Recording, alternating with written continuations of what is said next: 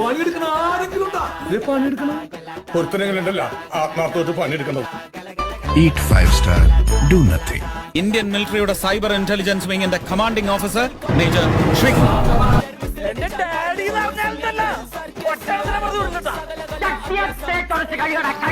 ഞാൻ വിചാരിച്ചു ഞാൻ മാത്രമേ കിഴങ്ങനായിട്ടുള്ളൂ. അവൻ എന്നെ കട്ടി കിഴങ്ങ്. നാളെ മുതൽ ഈ പണിക്ക് വരണ്ട. അതിന് ഞാനും ചെയ്തില്ല. അതെ, നീ ഒന്നും ചെയ്യുന്നില്ല.